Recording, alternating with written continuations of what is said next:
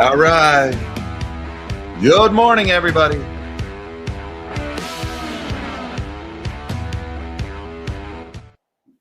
Good morning, all you magnificent melon heads of the world.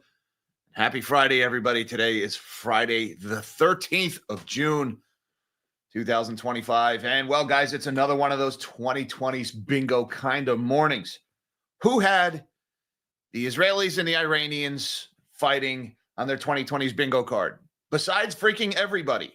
And by the way, isn't this like the fourth time we've called this in this game of 2020s bingo? When you call like G14, aren't you supposed to take G14 out of the basket and like you don't call that number anymore? Because people have like 5 stamps on that square at this point because this thing just keeps flaring up. That being said, what happened last night was not just your garden variety Middle East bombing campaign. It was not your typical exchange of fire between the Israelis and the Iranians. What happened last night was really significant. And the fallout of what happened last night was very significant. And I think military historians and academics will study, analyze, and debate what happened last night for years. Look, guys, this was a very one-sided event. Israeli intelligence, for the second time in a few years, pulled off a pretty remarkable feat. Now, look, it's the 2020s and the war drums, all right? We've got major conflicts being fought all over the world. Another one now risks escalating. Let me just say, before we get too far into the analysis, it's not too late to switch this all off, all right? We did this whole global war thing twice in the previous century. We managed to avoid the third one. It doesn't mean we need to go do it again. It's not too late to switch it off. All right. That being said, let's talk about what happened last night. Israeli attacks happened all over Iran. It started with drones. All right. Drones playing a big role here, guys. And we have seen this. We've seen the Ukrainians do this too. Drones smuggled in country by covert operatives popping up out of nowhere, taking out Israeli air defense or Iranian air defenses. Pay attention to that. That is a vulnerability. If the Ukrainians can do it and the Israelis can do it, then you damn well better believe that the Iranians could do it or the North Koreans could do it or the Chinese could do it. Everybody in the world is now vulnerable to this smuggled drone attacks thing. All right. So we're seeing a lot of this now. I hope our national security and defense people are looking at this and exploring ways to counter this because these things are devastatingly effective.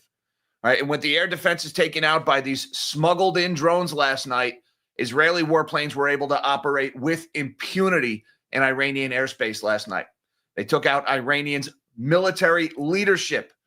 Several high-ranking IRGC commanders, generals, were killed last night. It caused chaos in the Iranian military, and you could see it in the Iranian response, which was rather flaccid and limp, if we're going to use that metaphor. It was pretty lackluster. That being said, the Iranians will not sit quietly and just take this. The ball is now in their court. What are they going to do with it? Also, very interesting, Hezbollah has come out and said, we're not going to play. We're going to sit this one out. Remember, I mentioned that this was the second big Israeli intelligence coup in the last couple of years. The previous one, remember that pager attack against Hezbollah? Simultaneous detonations of radios, cell phones, and pagers all over Lebanon that killed pretty much every single high-ranking commander in Hezbollah in a span of a couple of minutes. I guess Hezbollah's had enough. They're sitting this one out. That's one of Iran's favorite weapons against the Israelis, one of the biggest threats that they've been holding over the head of the Israelis for years. Hezbollah's having none of it. Again, this attack was very effective. The Iranians launched a couple of drone strikes of supposedly several hundred drones were fired in retaliation. It's hard to separate the propaganda from what's real here, but the OSINT channels are pretty good on Twitter. There are no reports of any damage inside of Israel, so it looks like most of that was intercepted. Also very interesting is that Israeli warplanes are refueling over Syria in these attacks, which are ongoing this morning. All right, that is a 2020s bingo thing. Israeli refueling tankers operating over Syrian airspace and the Syrians allowing it. Remember, the Assad regime fell recently and the Turks kind of moved in. Turkey is now the big power brokers inside Syria. And the Israelis actually came in, helped with the overthrow of the Assad regime. So I don't know that Syria and Israel, I certainly wouldn't call them allies. But the fact that Israeli refueling tankers are operating over Syrian airspace, that is huge. Again, the implications of what's going on here are dramatic. Now, we've also got a lot of financial implications going on this morning. All right. First of all, the other thing, U.S. not directly involved. No U.S. military assets that I know of participated in this attack. We clearly knew this was coming. President Trump had hinted at this. We pulled embassy staff a few days ago. We talked about it on the stream yesterday. So obviously we knew this was coming. President Trump has been trying to keep Netanyahu from doing this while the negotiations were ongoing with the Iranians. Those negotiations have failed. The Iranians have now withdrawn from those negotiations. So Trump is once again this morning asking for a deal. He's not going to get one now, not after the fighting has already started. But look, we've got stocks are down ahead of the open this morning. We've got oil is up back into the low 70s. It was in the high 70s last night. Gold is up. We've got yields are flat. That's interesting. The bond market, once again, not behaving as a safe haven this morning, at least not U.S. bonds. And you better believe that is going to be rocket fuel for gold once again this morning. So that is a new development. Again, a lot of these historical correlations and reactions and interconnections are breaking down right now. There's a lot of things that are changing. We've got airline stocks are down probably on higher fuel prices, not to mention security risks, I'm sure, is a factor. Defense stocks are up this morning. And all eyes are on the Strait of Hormuz. Keep an eye on that one, guys. We could be looking at significantly higher oil prices if the Iranians choose to play that card, which thus far they have chosen not to. We also got a couple other stories going on this morning. We've got Nvidia is building data centers in Germany now. This is interesting. This is a new development from Nvidia. Instead of giving money to their customers in order to buy their chips, Nvidia is just going ahead and buying their chips from themselves now. I don't know how that works. Nvidia building data centers. I thought they sold the chips to the data center. Now they're just cutting out the middleman, doing it themselves now. But Germany presents some unique challenges. I mean, I guess this is just fine as long as they don't plan on turning the things on ever, because there's some unique things about Europe that we need to talk about if they're really serious about building data centers. That ain't going to work, guys, not without a dramatic policy shift among the Europeans. We've got Restoration Hardware stock. That's a luxury furniture maker. They are surging this morning, double digits, almost 20% at one point. I'm really surprised to see a move like this because luxury furniture tied directly to the housing market, which has been frozen solid. But they posted a pretty good quarter, possibly because a lot more of the transactions that are happening in real estate right now are happening at the higher end because the super wealthy are doing super well. So maybe they're still buying some luxury furniture. I'm grasping at straws here to explain how Restoration Hardware reported such a good quarter. But they did mention that they're pulling their production out of China and that they're maintaining their guidance, but that guidance is predicated on tariffs not going up. That's a pretty big if, I would mention there. We've also got China's got a problem with zombie companies that could lead to social unrest. That is a big worry for the Chinese Communist Party. And by the way, zombie companies, that is also a big worry for the United States. We've got an article in Bloomberg this morning about private equity and private credit getting together. They've created a new term. They're calling it dequity. I kid you not, dequity. WTF is dequity? Well, we're going to find out. The floor is price discovery, guys. Whatever you do, don't sell these companies and let your investors know what they're actually worth. Not when you can invent new phrases like dequity and hide that price discovery, sweep it right under the rug. We have a lot to talk about this morning, guys. How about we shrink my big melon of a head and let's see what's going on in the market this morning. And by the way, this is a good time to ask you to hit that like button for the YouTube algorithm. And if you're new here, hit subscribe. We typically don't get so geopolitical. We tend to be more finance-oriented, but we do this one every morning. It's just right now, finance is being dominated by geopolitics. So we got to talk about this one. So come on back tomorrow. Have your coffee with the melon hits. So right now, we've got the S&P 500 is in negative territory. It's down 61 points off its lows from the middle of the night. We were looking a lot worse. The market's now starting to digest it. But at the moment, down 61 points or 1% lower ahead of the open. We've got the Dow is down 469 points, 1.09% lower. Be on the lookout, guys. This could be one of those 1,000-point down days if we get escalation. And I have no reason to believe this situation will not escalate at this time. As soon as the Iranians recover from the strike and the blow to their leadership, I'm sure we're going to see something from them. And the NASDAQ is leading the way lower, down 1.31%, 287 points lower for the NASDAQ. We've got the dollar is a little bit stronger here this morning, 61 basis points higher at 98.48. That's after hitting some new lows yesterday below 98. We were in the 97s for a while, but we've got a little bit of selling off of assets. That's adding to a little bit of dollar demand this morning, so the Dixie's heading higher here. Looking over at the yield curve, this is very interesting to see this morning, guys. We've got the yields heading higher. Now, keep in mind, yields and prices inversely correlated. So higher bond yields means lower bond prices. And bonds, U.S. Treasury bonds, are supposed to be a safe haven asset. When things go kablooey in the world, people are typically buying bonds for safety, in particular U.S. bonds. That ain't happening this morning. This is very big. All right, I think the world is overlooking this. This is now several times here. We saw this kind of started in April with Liberation Day.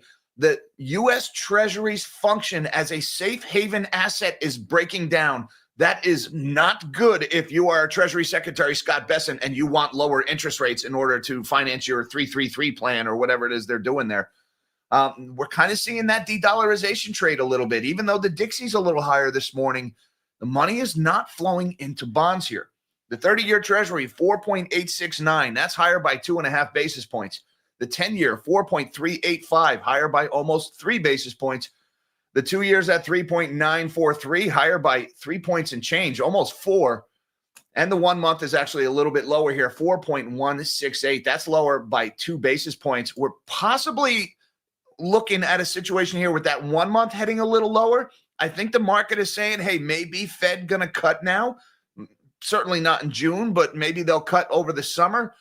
So we're seeing that 1 month head a little bit lower here, but the long end of the yield curve ain't playing. The long end of the yield curve saying, I don't care what the Fed does. It's going to get more expensive to borrow. Again, that's interesting. Pay attention to what's happening in bonds here. Bitcoin, meanwhile, did not have a good night. Bitcoin sold off at one point as low as $102,700. It's off its lows here. $104,870 is priced on Coinbase. But this is now the third day of some pretty intense selling in Bitcoin. We were over 110,000 just 3 days ago. So for now, we got a little bit of de-risking going on in crypto. And let's be honest, crypto could stand to have a little bit of de-risking. I think we've been watching that leverage build up for quite a while now. Looking over at commodities, that's where the fireworks are this morning. We have got spot gold sharply higher. Look at the shiny here, $3,441 for spot gold, up another $55 this morning, 1.6% higher. Again, guys, with the U.S. Treasury not serving its traditional function as a safe haven asset during times of turmoil, gold is the chief beneficiary of that, and you can see it in the price here. Meanwhile, my favorite of the shiny, spot silver, is not participating in this rally, down 9 cents this morning, about 0.25% lower for spot silver at $36.26. I would note that the front month silver contract is up by a couple of pennies here, 36.32 for that July contract. But I still like the shiny. As a matter of fact, I bought some American Silver Eagles yesterday because I'm seeing the premiums are way down. There were some pretty good deals to be had on Silver Eagles yesterday. Keep an eye out, guys. If you're looking at getting some metal at a low premium, this is, even though metal prices are high right now, premiums are very low. So there's some pretty good deals to be had, but shop around. Don't just buy the first thing you see. There are some really good deals out there. Also, we've got copper is lower by 1.8%. All right, Dr. Copper saying what's happening in Israel, not good for the global economy. Platinum lower by 3.7%. Platinum's had a really good run recently. It peaked at $1,300 overnight. We're back down this morning here. Palladium's lower by a fraction of a percent. And crude oil sharply higher here, $73.30 for WTI, the July contract here. That's up by $5.27 or 777% here, 7.77% higher. We went as high as 77.58. We'll look at that chart. Oil, though, all things considered, oil could be doing a lot worse here, and it could get a lot worse here. But first, I got a few charts I want to look at. First of all, let's take a look at gold. And guys, you see this? Gold is threatening yet another breakout. We had this kind of double top pattern here around 34 and change. And now we are once again at that level here. And it looks like we're probably going to blow right through that. That means $3,500 gold, possibly 36 in the near future here.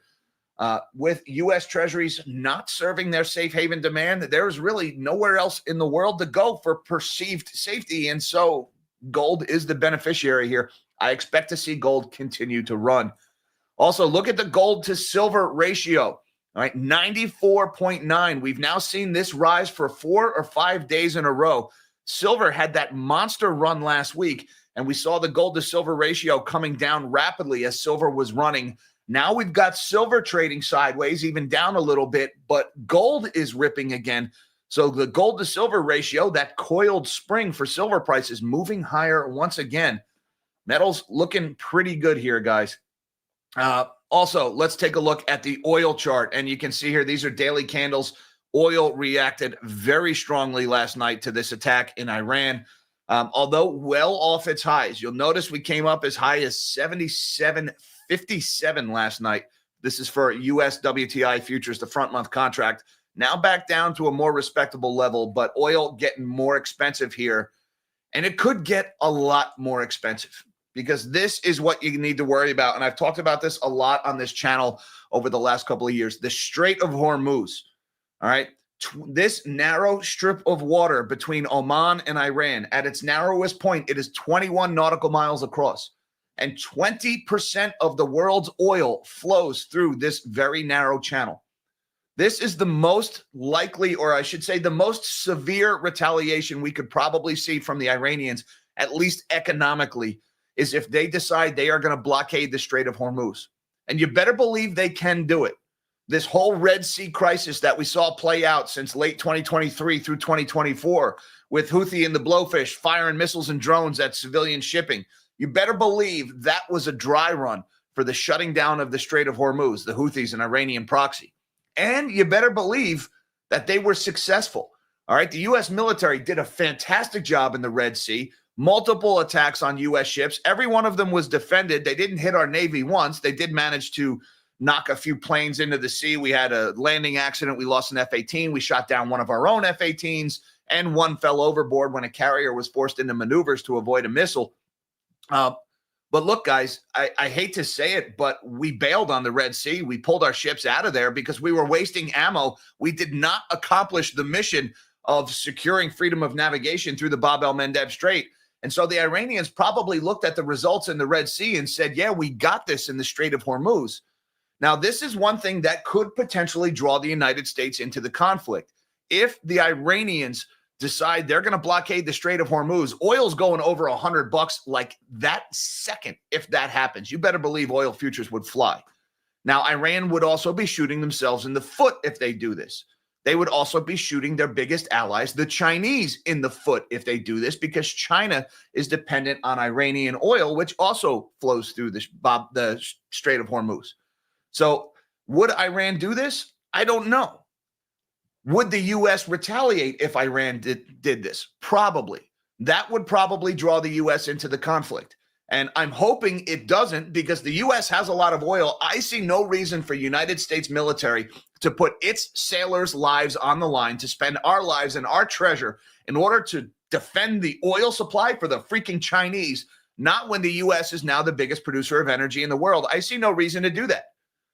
Now, Europe would be royally screwed if the Iranians decide to do this, because Europe spent the last decade letting Greta Thunberg tell them what to do with their energy policy, and they are royally, absolutely proper effed if the Iranians shut down the Strait of Hormuz. Now, the Russians would probably benefit because the Russians make most of their money selling oil around the world, and despite sanctions targeting the Shadow Fleet and booting them from the SWIFT system, the Russians are still managing to sell most of their oil. And so a shutdown of the Strait of Hormuz, it would help the Russians. It would hurt the Chinese. It would hurt the United States, but not nearly as bad as it would hurt Europe. You know who else it would really hurt? Is the Saudis, Saudi Arabia. What would they do if the Iranians decide to shut down the Strait of Hormuz? Would the Saudis enter a conflict on the same side as the Israelis? I don't know. I doubt it. But the Saudis couldn't just sit there and let their oil exports be cut off and do nothing. So this is going to be very interesting to watch. The ball is in the Iranians' court now. It's up to them. But you better believe they're going to do something. They've got sleeper cells all over the world. They've got proxies in the Red Sea, proxies all over here and there. Here they're a proxy, they're a proxy. The Iranians are going to do something. They've got missiles. They could target our military bases. They could target our embassies, or they could limit it to Israel and try not to draw other countries into it. It's up to them now. So it's going to be interesting. It's also kind of interesting to see this war start on a Thursday night. I don't know if you guys, the Iranians or the Israelis didn't get the memo. Wars are supposed to start after the market closes on Friday. We don't do this midweek. This is highly unusual. Anyways, let's look at some of the market reactions right now. Ahead of the open, we've got oil stocks are higher. The oil majors, ExxonMobil's up by 2.6% ahead of the opening bell. We've got Chevron is also up by just about 2% ahead of the open. So the oil stocks are doing pretty good. Airline stocks not doing well here. United Airlines down almost 6% ahead of the opening bell. We're just going to see less travel. They're going to have to divert flights around the Middle East. Fuel prices are going to get more expensive. This is going to hurt the airlines. United Airlines down 6%. Delta Airlines also down 5.4% here this morning, 5.36%. So oil stocks up, airline stocks down, defense names, they're doing well here, but not all that well. They were up 2% and change yesterday, up another 2% and change this morning. This is Lockheed Martin up 2.3% ahead of the opening bell. Northrop Grumman doing pretty good here, up 4.57% ahead of the opening bell. So if you sell oil or things that go kablooey, you're doing pretty good here. If you're in gold, you're doing pretty good here. If you're in Bitcoin or airline stocks, you're kind of taking it on the chin this morning. Now, it's interesting here again because this all happened while these nuclear negotiations were ongoing between the United States. Israel disregards Trump with major attack on Iran nuclear sites. By the way, we still don't know the effect of the damage on the nuclear sites here. We don't know how effective it was in setting back the nuclear program, which was the point of this attack. President Trump had repeatedly urged Israel not to strike Iran nuclear sites. It didn't work. And here, this is the press, they reflexively, every single article must first and foremost be framed in a light that casts Donald Trump negatively. So here's your Trump goggles this morning. Oh, Trump didn't work. Although that's not incorrect either. The negotiations did not work. Israeli leader Benjamin Netanyahu appeared to have defied Trump with his decision to go ahead with an attack on Iran's nuclear program that U.S. and allied officials had feared. Early signs suggest he went even further, targeting Iran's ballistic missile sites, nuclear scientists, and military leaders. That strike came just hours after Trump had suggested to reporters that an attack was imminent, and the U.S. still believed in the prospects for a diplomatic solution that Netanyahu has long thought impossible. And, that's not happening, guys, because the Iranians pulled out of those nuclear talks just a few moments ago. Now, President Trump released a statement this morning on Truth Social. I'll just read this one here. I gave Iran chance after chance to make a deal. I told them in the strongest words to just do it. So we're channeling Nike here. But no matter how hard they tried, no matter how close they got, they just couldn't get it done. I told them it would be much worse than anything they know, anticipated, or were told, that the United States makes the best and most lethal military equipment anywhere in the world by far, and that Israel has a lot of it, with much more to come, and they know how to use it. Certain Iranian hardliners spoke bravely, but they didn't know what was about to happen. They are all dead now, and it will only get worse, referring here to IRGC commanders who were killed in the opening waves last night. There has already been great death and destruction, but there is still time to make this slaughter, with the next already planned attacks being even more brutal, come to an end. Iran must make a deal before there is nothing left and save what was once known as the Iranian Empire. No more death, no more destruction. Just do it before it's too late. God bless you all.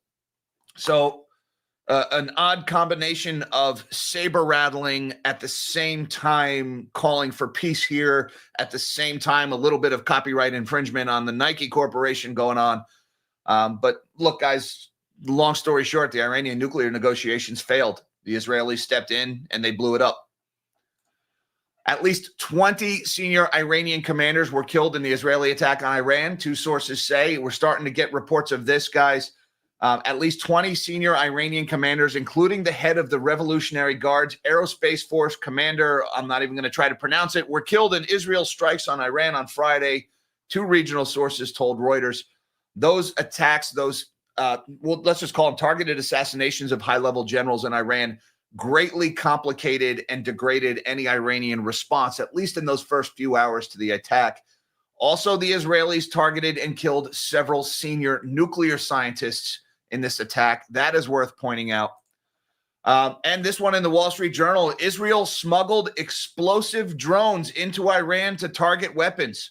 More drones, guys. And we've seen this a lot. The Ukrainians did it too. Long before Israel launched its attacks against Iran on Friday, agents from Israel's spy agency, the Mossad, smuggled explosive drones and other guided weapons into Iran.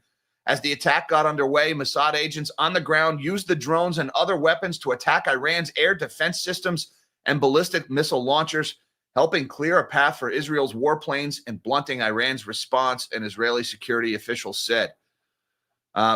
Again, guys, if we can do it, if the Israelis can do it, you better believe somebody can do it to us. I really hope law enforcement and national security apparatus are taking this into consideration here in the States.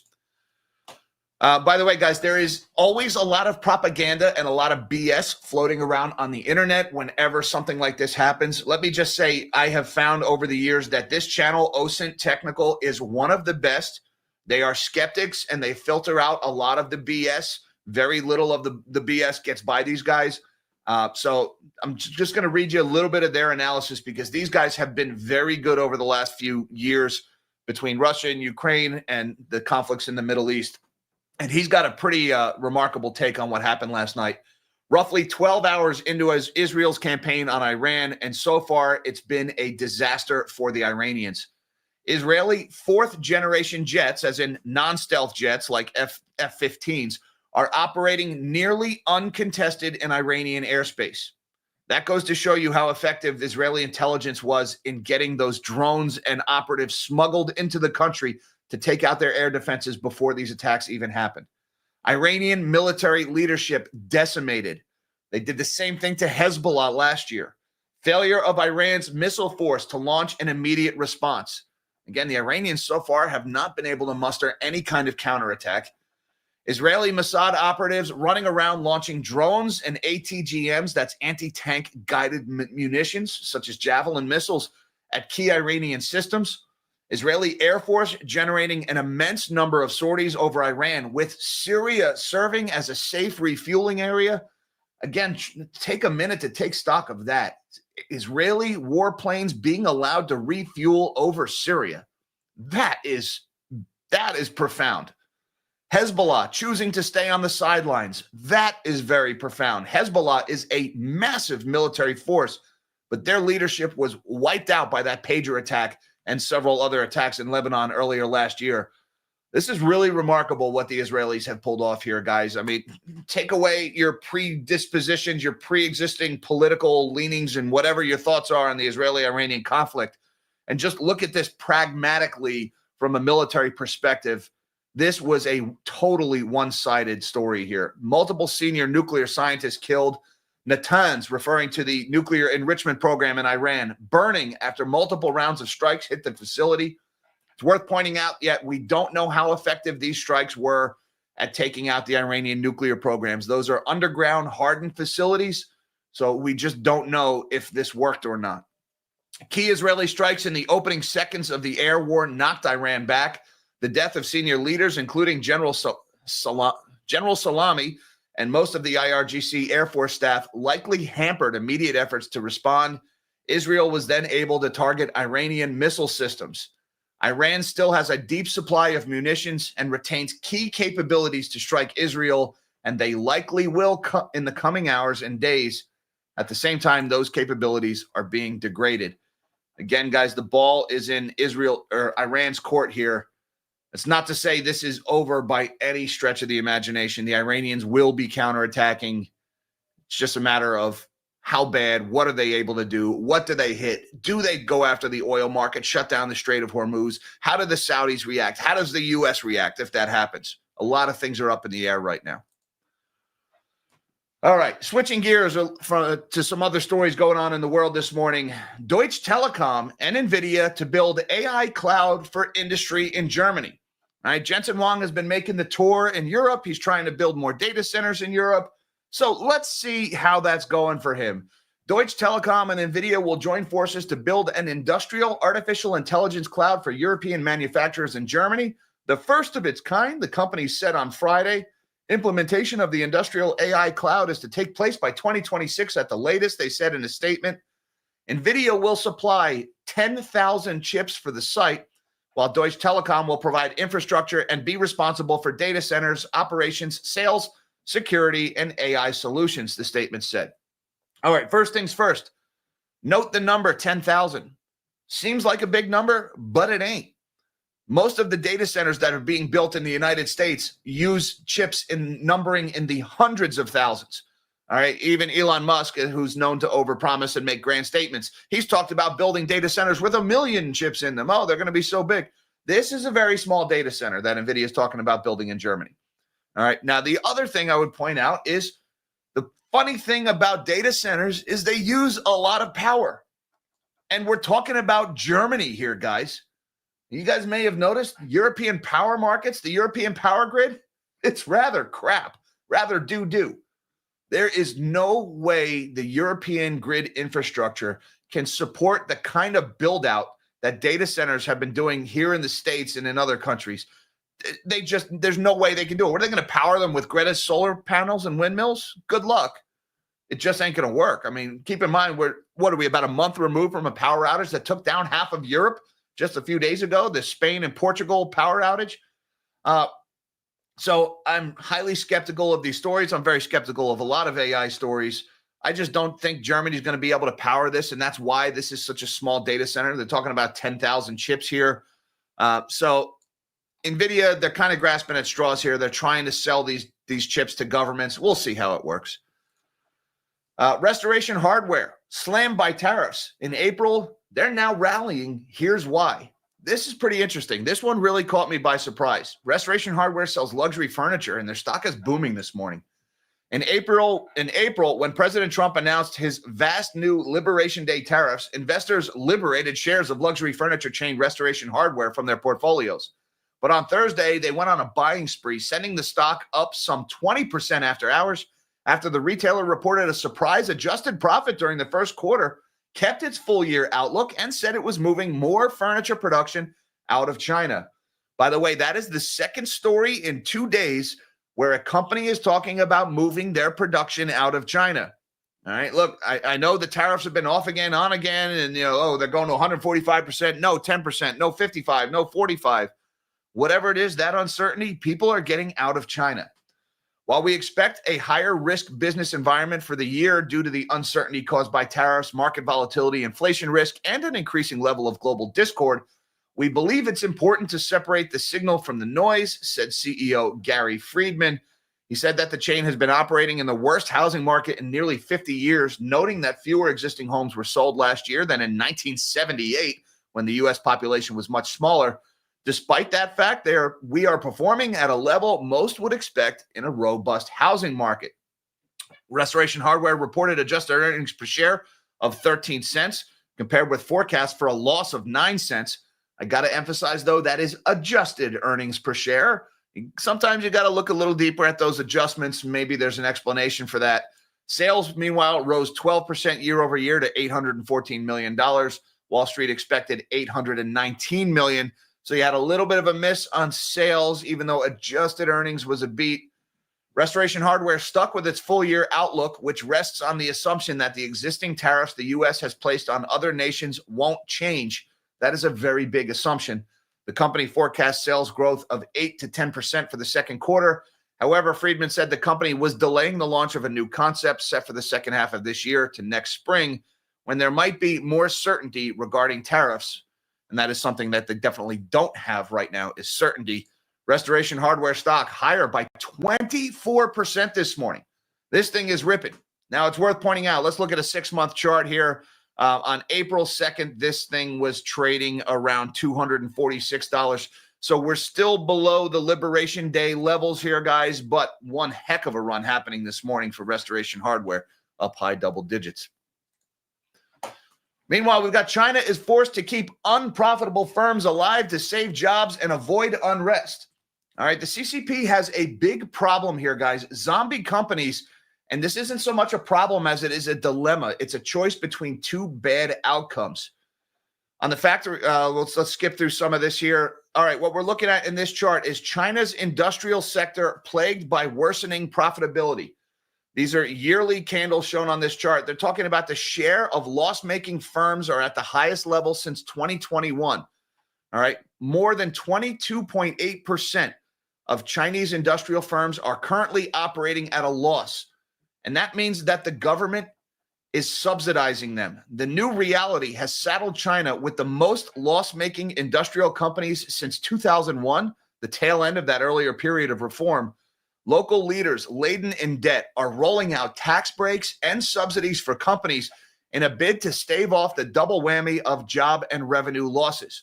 That's left President Xi Jinping's government grappling with two conflicting goals: avoiding mass unemployment that could trigger social unrest, while also closing enterprises churning out excess goods that are spurring deflation at home and a wave of anti-dumping tariffs from Europe to Latin America and the U.S. So the fact that China is subsidizing all of these loss-making companies, that's one of the reasons why they're being accused of dumping and why these tariffs are being placed on their companies, not just by the U.S., but by South America and by Europe. But there's a problem. If China doesn't do this, they have a bigger problem. For China's top leaders, employment is an even more politically sensitive issue than economic growth, according to Neil Thomas, a fellow for Chinese politics at the Asia Society Policy Institute Center for China Analysis. Unemployed individuals are seen as having less to lose from protesting and so pose a greater risk. Central efforts to cut industrial capacity are therefore likely to encounter resistance, not only from employees and managers of affected enterprises, but from local officials whose performance evaluations depend on maintaining social stability. So here's the problem China's facing, and that last phrase there is big: social stability. China's subsidizing loss-making companies, which is leading to tariffs from all over the world to punish China for subsidizing loss-making companies. Well, if China stops subsidizing those companies, China's unemployment rate is going to rise. And that is a threat to social stability.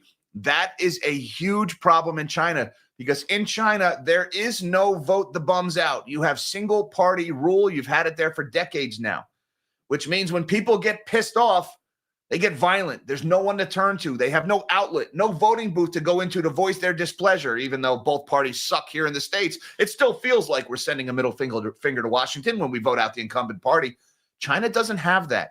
And when you rule with an iron fist, your biggest fear, it's not the United States, it's not Donald Trump, it's not Russia, it's not democracy. Your biggest fear is your own people who you have ruthlessly oppressed for years. And that's why China can't afford rising unemployment. But if they don't allow unemployment to rise, the tariffs are going to keep hitting their country in these trade wars, not just from the U.S. So China has a big zombie company problem. Oh, and so do we. Private equity stuck in limbo gets help from direct lenders. All right, more avoidance of price discovery. This zombie company thing, it's not just a China problem. We do it too.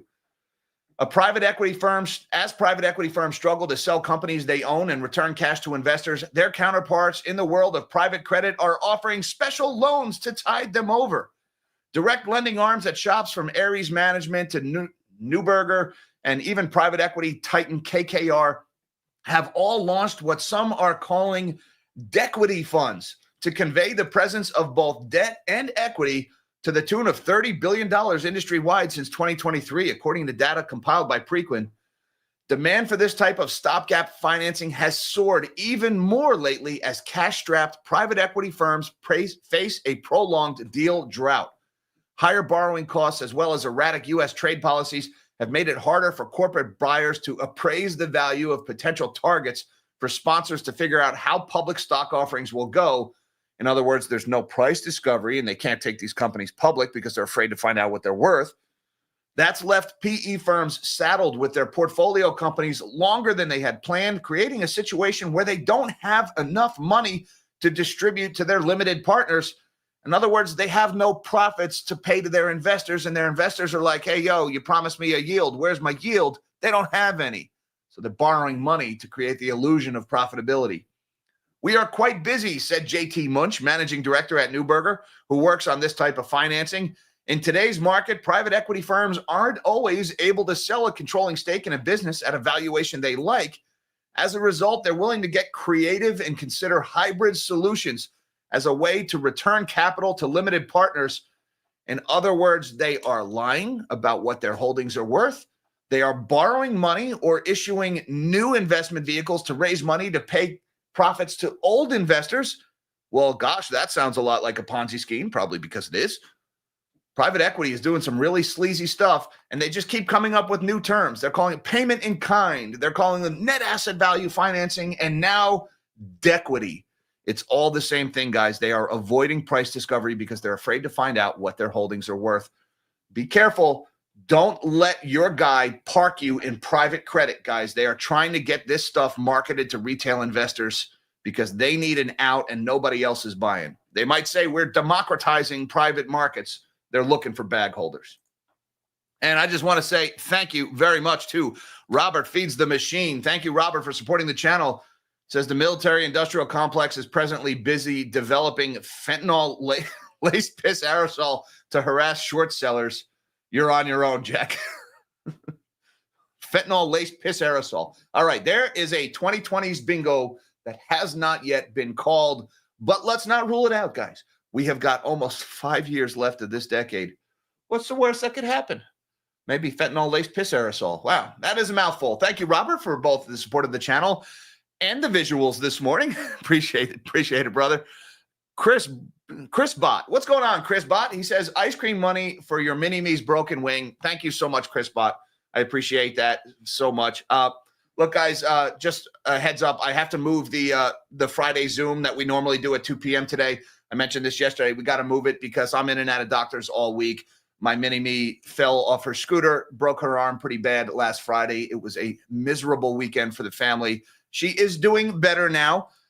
She is on the mend, but it's going to be a long, slow road to recovery. Poor kid lost half her summer, but she is a trooper. She's doing well. That is a happy kid. Thank you, Chris. Appreciate the well wishes, sir. And again, guys, we're going to be doing the Patreon Zoom on Sunday night. I'll be posting that link shortly after the stream this morning. Thank you, Chris, for the good vibes, sir. Uncle Fedster says, happy Friday, Jack. It looks like the price of oil is in a tug of war between war and slowing economies. That is a very good summary of the current status of the oil market here, Uncle Fedster. Keep in mind, we've got slowing demand worldwide, but at the same time, we've got slowing demand. We've got OPEC increasing production, or at least increasing the quota to what production already is. A few people have pointed out that a lot of OPEC companies or countries have not been playing by the rules. And so these quota increases won't result in as much new supply hitting the market because they're just raising the quota to what they're already producing. That being said, a disruption in the Strait of Hormuz, all that stuff about demand, all that stuff about quotas, right out the window. 20% of the world's oil being blocked in the Strait of Hormuz will cause a panic in oil markets. You better believe that. So right now, the fear trade is winning because the missiles are flying, all right? It's up to the Iranians if they decide to go after the Strait. And then if they decide to go after the Strait, then what? Does the U.S. get involved? Do the Saudis get involved? What does that mean for the Chinese? A lot of things are up in the air. There's a lot of different players. There's a lot of competing interests. Again, what's happening right now, guys, we are watching history be made. And I don't know how this is going to go. There's a lot of if, then, else going on right now. A lot of choices that need to be made, and we just don't know until they get made. Very good description, Uncle Fester, and thank you for supporting the channel, sir. P-Nice, thank you for being a melonhead for 10 months. He said, world is so dark and the DNN signal is shining, question mark. Look, guys, DNN, it fell by the wayside because the live stream schedule was just burning me out. That's, unfortunately, I was having a lot of fun doing DNN. I love Travis and Melody. They are both awesome. I love working with them. Actually just did a video with Travis the other day. It will probably be airing on Real Estate Mindset over the next couple of days, all about private credit and private equity, what we were talking about earlier. That being said, DNN's probably going to stay on ice for a little while, guys. I just couldn't keep up with the live stream schedule. It's the same reason the Friday afternoon live stream had to go away. It was just burning me out. Thank you, P-Nights, for supporting the channel, sir. I appreciate that very much. Nashville Pasta Man says 1 billion people at 2% growth equals 20 million jobs per year. What are we talking about there? 1 billion people. Are we talking about China's 1 billion or 1.4 billion? 2% growth, 20 million jobs per year. Honestly, I don't think China's got 2% growth. China keeps reporting these 5% GDP numbers. No freaking way, Pasta Man. There is no way China's economy has been growing since their real estate crisis started. Honestly, I don't know what the actual numbers are. It's so hard to get real numbers out of China. But based on what I'm seeing with the youth unemployment, how they just stopped reporting it, I would not be surprised to learn that China has been in a recession for probably well over 4 years now. That being said, they need to come up with 20 million jobs a year. Well, the population is shrinking in China, so maybe the unemployment problem will just die off. Literally, China has an old population, and it seems like they forgot how to make babies in that country. We have the internet. There's easy ways to learn how that works these days. Maybe they block all that stuff in China. I don't know. But the mechanics are quite familiar if anybody's really wondering how that works. That being said, yeah, China will not be creating 20 million jobs a year. No way. Thank you, Pasta Man, for supporting the channel. Amber Jean, welcome to the Melonheads. Thank you so much for supporting the channel. Just a reminder, Amber, you get one free super chat every month when you are a Melonhead member. So I will read and respond to your questions on the air, should you decide to use them. And thank you so much for supporting the channel. Hey, Frank, thank you for gifting 10 Nobody Special Finance memberships. That was very generous of you, Frank. Welcome to the Melonheads, you 10 new lucky Melonheads.